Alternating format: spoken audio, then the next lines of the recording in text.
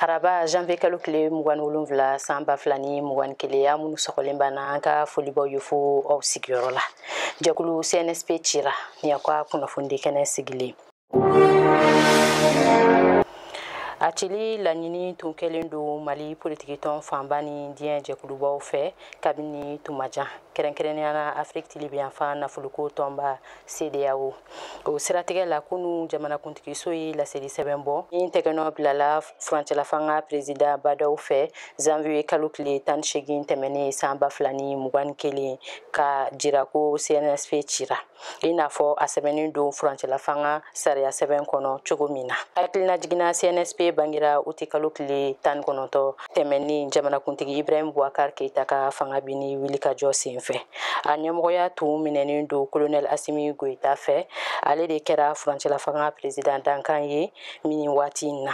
Jɛkulu in cili kɛra tile damadɔ CEDEAO ka lajɛba 58nan kɔfɛ min kɛra internet senfɛ sibiri janvier kalo tile 23 san 2021 jamanakuntigi Badaw tun b'a kɛnɛ kan.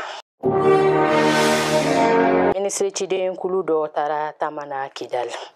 Kabini kunun tɛnɛ janvier kalo tile 25 gouvernement ka ministre 6 hakɛ bɛ Tamana Kidal mara kɔnɔ. Olu bɛ tali kɛ denmisɛnya ni farikolo ɲɛnajɛ ministri Musa Ag Ataer n'a tɔɲɔgɔnw jamanadenw n'u bolofɛn lakanani ministri colonel Modibo Kone bɛɛ ni fɔkabɛn ministri colonel major Ismaël Wage kɛnɛyako ani sigida yiriwali ministri madame Fanta Sibi fo ka se dugujukɔrɔ nafoloko kuranko ani jiko ministri ma Lamine Seydou Traoré. Kalanko ministri secrétaire général fana tun b'u nɔfɛ tama in na. Ni ye gouvernement ministru ka tama fɔlɔ ye Kidal kabini jamanakuntigi Ibrahim Boubacar Keita ka fanga binna. Kunnafoniw y'a jira ko dugudenw y'u kunbɛn ni nisɔndiya ye. U tɛmɛnen kɔ u ye Kidal denmisɛnw tɔgɔlaso birigi fɔlɔ da ka sɔrɔ ka murutulen kɔrɔw kumaɲɔgɔnya. O kɔrɔfɔw fanba bolila fɔkabɛn ani faso tɔgɔla cakɛdaw laseginin kan Kidal mara kɔnɔ.